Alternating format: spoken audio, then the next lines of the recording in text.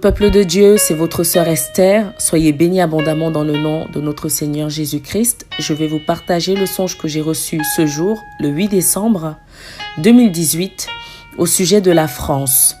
Que notre Seigneur et Sauveur Jésus puisse vous aider à écouter ce message et à le considérer avec attention et qu'il puisse vous préparer face aux événements qui vont survenir sur la France. Dans le songe, le Seigneur me montrait la carte de la France. Et au-dessus de la France, donc, il y avait deux nuages. Un nuage qui était gris, un nuage noir, écrit dessus en blanc « Islam ».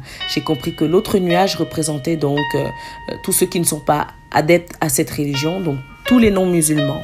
Au début, ils semblaient bien cohabiter ensemble, ils semblaient même être amis. Mais ensuite, au moment où le nuage gris, car j'arrivais à voir parfois ce qu'il représentait, donc les personnes au sein de ce nuage en fait. Et donc au moment où il ne s'y attendait pas, j'ai vu ce nuage noir bondir en plein milieu, mais un peu au nord de la carte. J'ai compris que ça devait être sans doute Paris et ses alentours et l'Île-de-France.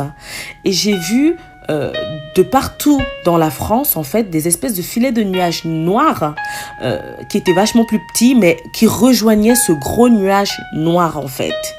Et j'ai vraiment vu des hommes violents, sauvages. J'ai vraiment vu des espèces de couteaux arrondis, vous savez, qui ressemblent un peu à une épée, mais arrondis au bout. Et ils débarquaient chez les gens pour les persécuter. Ils étaient heureux de le faire, car pour eux, la France restait un ancien pays chrétien. Et donc, ils le faisaient par vengeance contre les chrétiens. Et il y avait des gens qui étaient paniqués, qui essayaient de courir, qui essayaient de fuir. Il y avait vraiment des explosions aussi. Il y avait de la fumée. Il me semble, oui, qu'il devait avoir de la fumée. En tout cas, il y avait beaucoup de destruction. Il y avait énormément de destruction. Et je les voyais vraiment entrer chez les gens pour les persécuter. Et être ravis, ils étaient heureux de persécuter les chrétiens. Ils étaient heureux de se venger. Ils étaient heureux d'avoir acquis pas mal de choses, de richesses donc, dans la France, en fait, pour mieux la dévorer. Ils étaient vraiment heureux de cela, de dévoiler leurs véritables intentions, de dévoiler leurs véritables plans, en fait.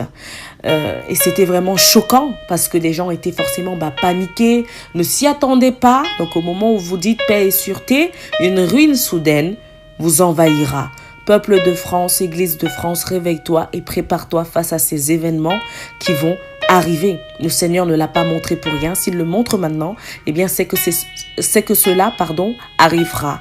Que le Seigneur vous bénisse abondamment et qu'il puisse permettre que ce message nous alerte, qu'on ne dorme plus, Église, qu'on se réveille et qu'on se prépare, car il a dit prier et veiller afin de pouvoir échapper à toutes ces choses.